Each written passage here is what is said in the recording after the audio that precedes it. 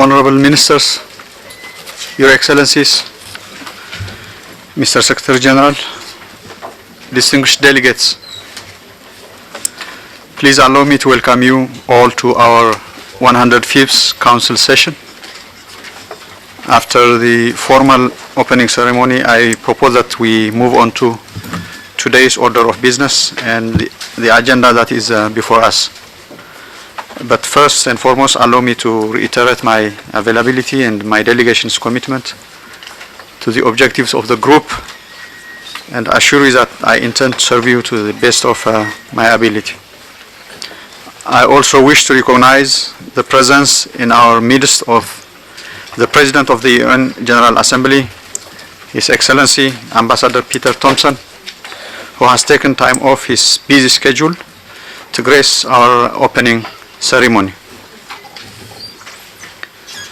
I now invite our Secretary General, His Excellency Dr. Gomes, to give us an address.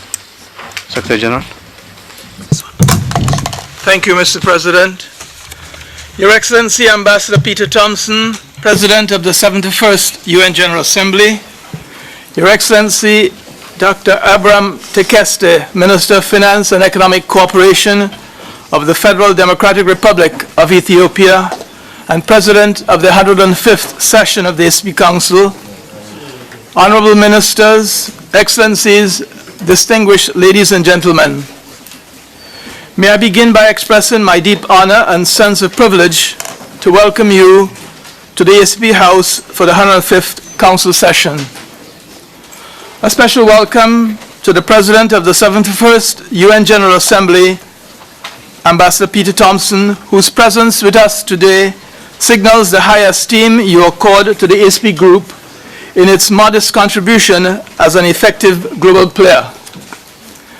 Your presence further reinforces the conviction we all share of the high status your beautiful country, the Republic of Fiji, has always accorded to the ACP Group.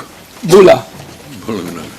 Council would recall that our guest speaker for the 102nd session in November 2015 was none other than the Right Honorable Prime Minister of the Republic of Fiji, Ratu Bainimarama.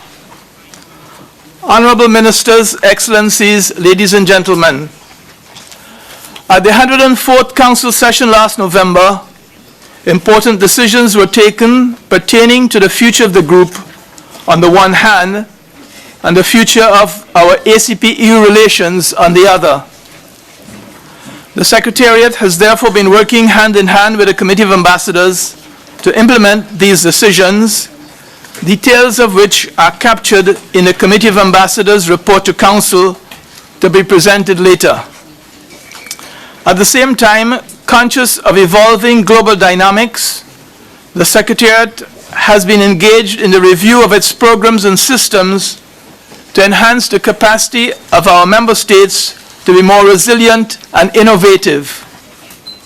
Details of these initiatives can be found in my report. May I briefly draw attention to the issue of financial contributions. They are, as we all agree, a prerequisite to the continued well-being of the ACP Group in general and your Secretariat in particular to better serve all our stakeholders. I would therefore like to appeal to Member States to continue your great efforts towards the timely payment of statutory obligations in order to improve our self-reliance and the smooth functioning of the Secretariat. This is all the more important as the Committee of Ambassadors and the Secretariat intensify our outreach activities in the second half of this year, subject to the guidance of Council in preparation for the negotiations on a post-2020 ACP-EU agreement. In this vein, voluntary contributions outside statutory obligations would also be very welcome as we work towards an endowment and trust fund. Beyond all those necessary elements of finance, strategic planning, and improved working relations, today more than ever has to be steadfast in our commitment by our political leadership. By your presence and the great effort you have made to attend this important session of Council, your resolve to make the ACP a great institution is truly admirable. The Secretariat is deeply indebted. In closing, I would like to place on record the Secretariat's appreciation for the extensive collaboration and support we have enjoyed from the Chair of the Committee of Ambassadors, the distinguished Ambassador Teshome Toga Chinaka of Ethiopia. I'm also highly appreciative of the work done by the various subcommittees, working groups, and task force set up by the Committee of Ambassadors to implement the decisions from previous Council sessions. Finally, allow me to place on record my appreciation for the level of professionalism and extra efforts demonstrated by the staff of the Secretariat in the discharge of their functions. Honorable Ministers, Excellencies, may I once again welcome you to the ACP House. It is your house, and I wish the 105th ACP Council a successful deliberations. Thank you very much.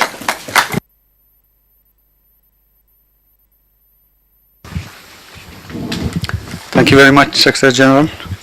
I have now the honor of inviting His Excellency Mr. Thomson, President of the 71st UN General Assembly, to give us his address. Your Excellency.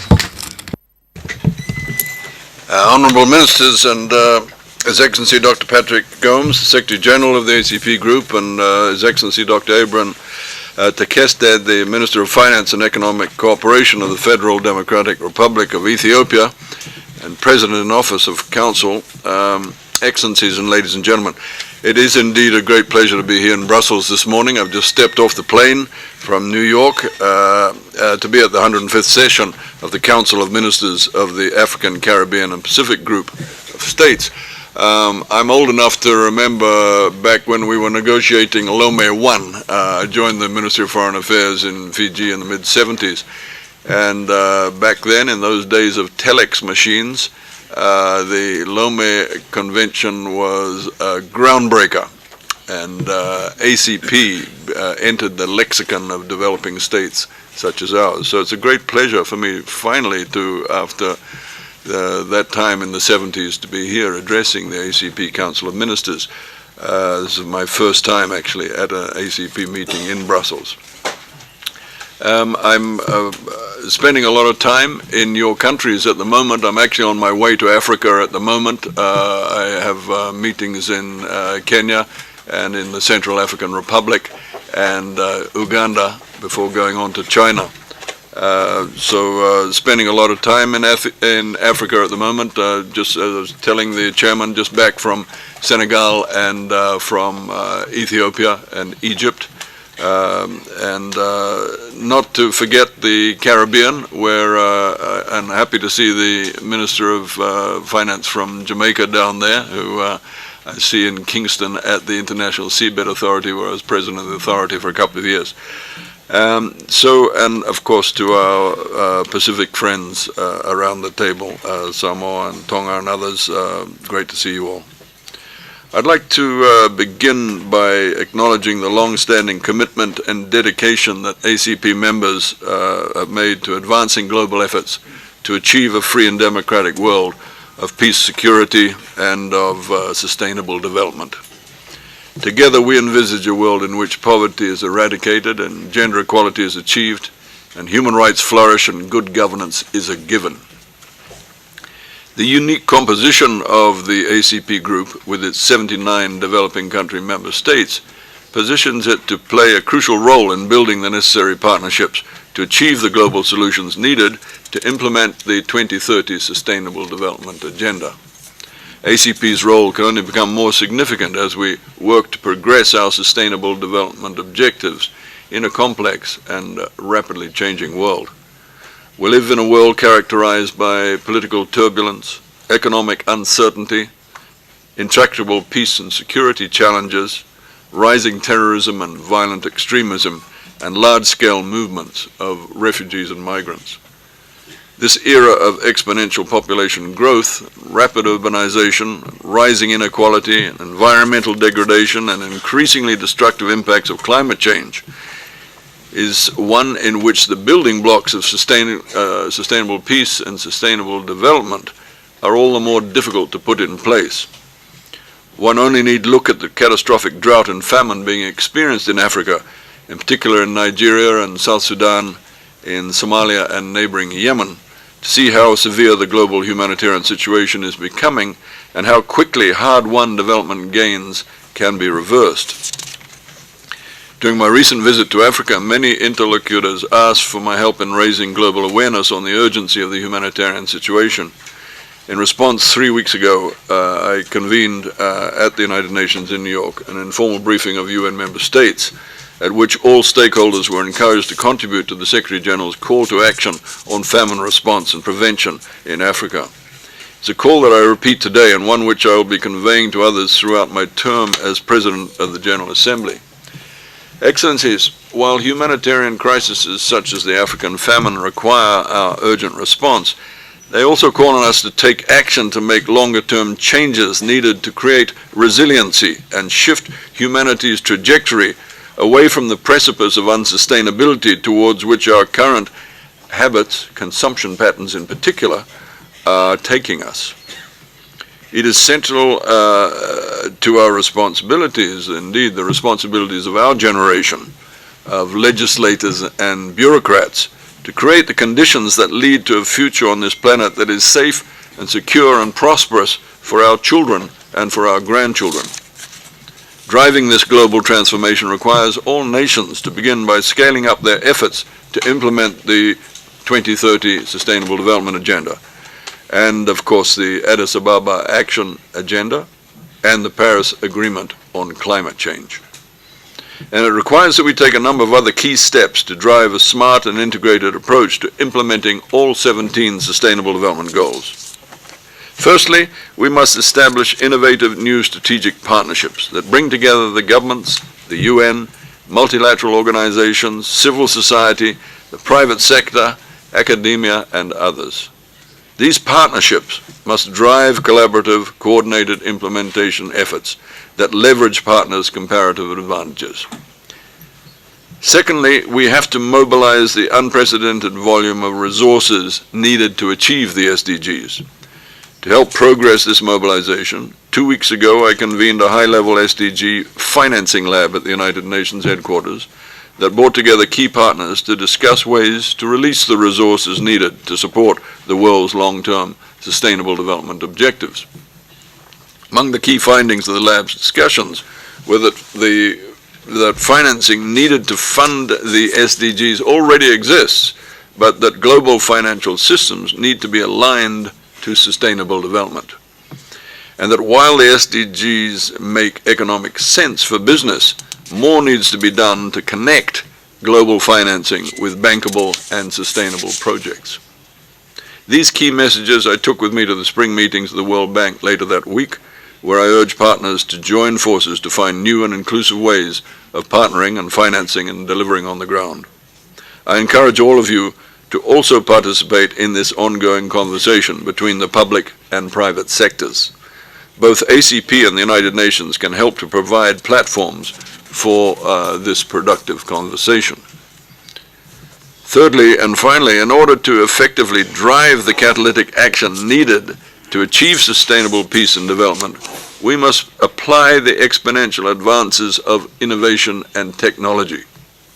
To this end, on 17 May, I will be convening a high-level SDG action event on innovation and connectivity at the UN headquarters in New York to bring leading innovators together with member states and other key stakeholders to explore ways to harness the power of technology in support of SDG implementation. And I urge you all to be present on what promises to be a very important day in the UN calendar, May 17th. Excellencies, I'm deeply committed to doing all I can to help bring key stakeholders together to share ideas and broker partnerships and drive a universal push to implement all 17 SDGs. I've convened a series of high-level SDG action events throughout the year, firstly on sustaining peace and its relationship to the SDGs, on climate action and how that's a cross-cutting element of the SDGs, and on other subjects, and including the SDG Financing Lab that I've just mentioned and the Innovation and Connectivity event coming up. I'm also convening a high-level event on education and the implementation of SDG 4. That event will be held on the 28th of June. In addition, 1 month from now, stakeholders from around the world will gather in New York for the Ocean Conference. The conference, which will be held from 5 to 9 June, will focus on the implementation and support of SDG 14, the Oceans Goal, and will provide the best opportunity available to humanity to mobilize global efforts to reverse the cycle of decline in which the health of the ocean is currently caught. The conference will build on the existing efforts by stakeholders and will lead to 3 key outcomes. Firstly, a call for action declaration, which is currently being negotiated by all member states of the UN. Secondly, there's going to be a report from the 7 partnership dialogues that will be held during the conference on such subjects as marine pollution, ocean acidification, ocean governance, fish stocks, and so on, all derived from SDG 14. And the third outcome will be the list of voluntary commitments that will drive achievement of SDG 14 between now and 2030. The voluntary commitments registry, in which these voluntary commitments are being put, and there's over 100 of them now, will effectively serve as a compilation of humanity's best efforts to implement the ambitious targets of SDG 14 and save life in the ocean. I'm therefore encouraging all partners that care about the health of the ocean to participate at the Ocean Conference at the highest level possible and to make a pledge for concrete action which can be registered on the online registry of voluntary commitments at the Ocean Conference website. Please go to the website today and see what voluntary commitments should be registered from governments, agencies, and organizations within your purview. Excellencies, if the Sustainable Development Goals are to be achieved in the next 14 years, the ongoing leadership of African, Caribbean, and Pacific nations and of the ACP group itself will be vital. In this regard, I'm very proud of the role my own country, Fiji, is playing this year in leading responsible action, both through its presidency of COP23 and its co-presidency of the Ocean Conference. I wish you continued success in your efforts in support of sustainable development. The spirit of unity and solidarity that this group shares so deeply and has always shared should be shared with the rest of the world to help us all drive the global transformation that we desire to secure a peaceful, sustainable, and prosperous future for all. And I thank you for your attention.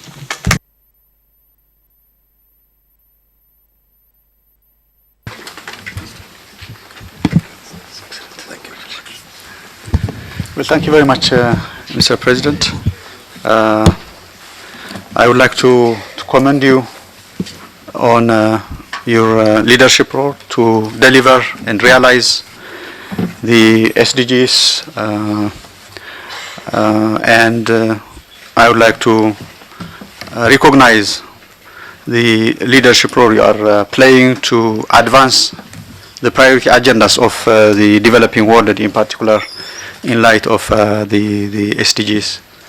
I think that our group, the ACP group, can benefit a lot by working very closely with you in light of the position of presidency, and also given your long experience and wisdom in international and multilateral issues. So we look forward to working very closely with you, and the group is behind you in your endeavor to deliver the SDGs. So thank you very much once again.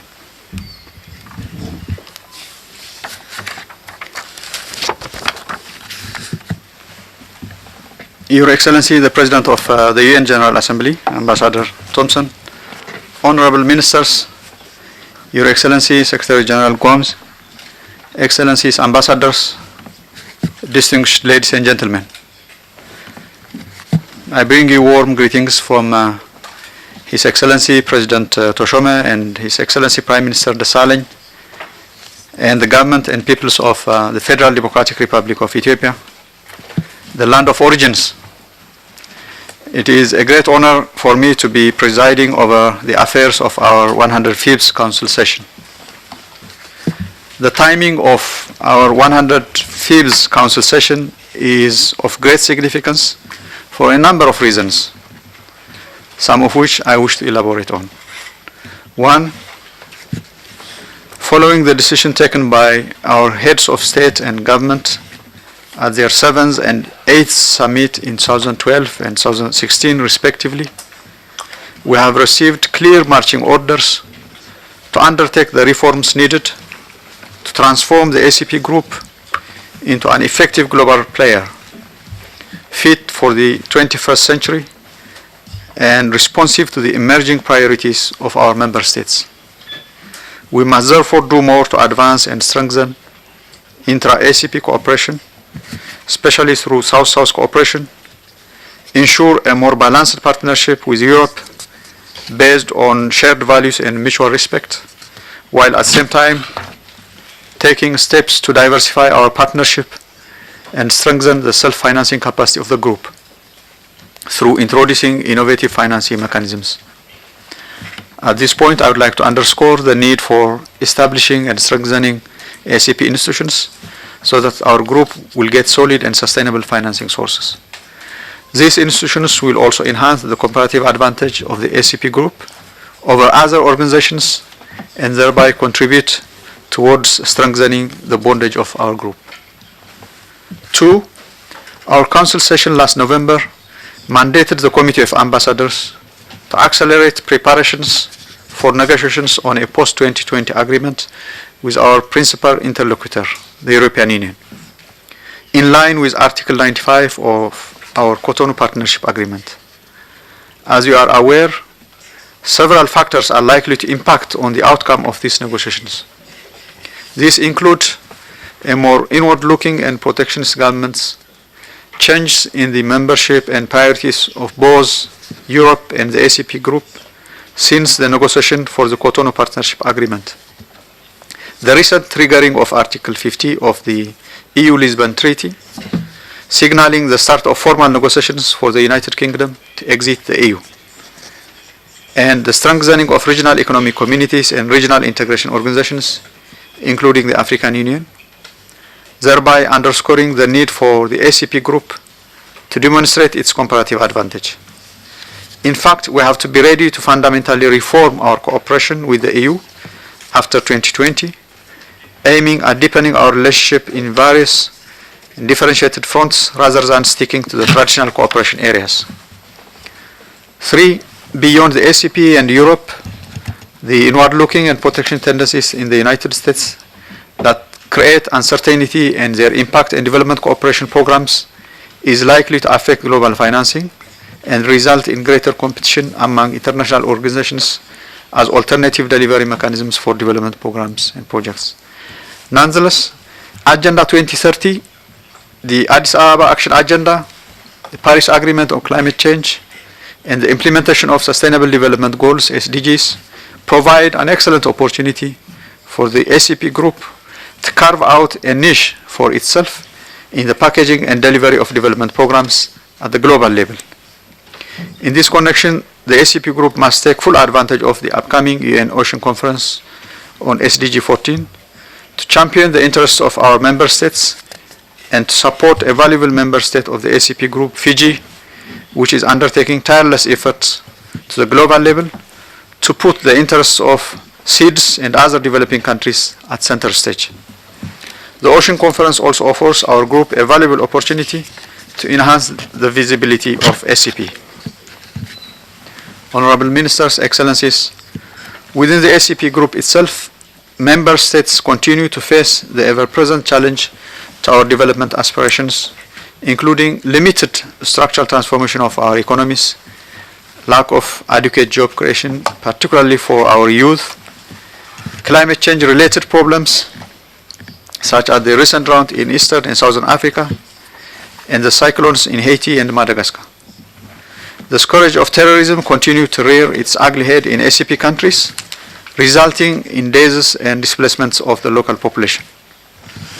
Although the migrants and refugees across the Mediterranean tend to capture the news headlines, and for good reason, the greater burden being experienced in ACP countries continues with little notice. My country, Ethiopia, for instance, along with neighboring Kenya, hosts millions of refugees from neighboring countries, while Uganda hosts almost 1 million from its neighbors. And then there is a problem of internally displaced persons, millions of whom can be found in Nigeria and in Sudan, for example. In fact, a recent study by ECOWAS found that 70% of migration in West Africa is internal, while only 15% go to Europe. We must therefore take steps to address migration from the perspective of the source countries or member states with the root causes at its core, as well as harness the full benefits accruing from the diaspora in terms of remittance, investment, skills, and know-how. Honorable Ministers, Excellencies, I'm certain that you have heard all this before. It's therefore high time that we turn the rhetoric to reality so that the voice of the ACP group can be heard not only in Brussels, but its actions seen and felt in far-flung provinces in all ACP member states. The principle of unity and solidarity of the group that is enshrined in our Georgetown Agreement must be translated into a manifestation of consistent political commitment through high-level attendance and active participation in statutory meetings of the group, timely payment of our financial obligations, implementation of the decisions taken by our governing organs, and advocacy of ACP interests and positions in multilateral fora. Thus, it's critical that we go beyond the pronouncements and deliver on our commitments. The underlying message must be clear. We must deliver more and better because our citizens demand no less. The long pronounced need for reform of the ACP institutions need not be delayed any further. That means a critical review of our systems and processes, institutions, and working methods. The aim of such a review needs to strengthen systems, structures that are working reasonably, and to change or reform systems and structures that need correction. Our decision-making and implementation organs need to be more responsive in supporting the emerging priorities and emergency situations our member states are increasingly having to deal with. The Zika and Ebola virus outbreaks, the issue of so-called non-compliant tax jurisdictions, cyclones in Haiti and Madagascar, Article 12 and 96, consultations in the Cotonou Partnership Agreement, Brexit, etc.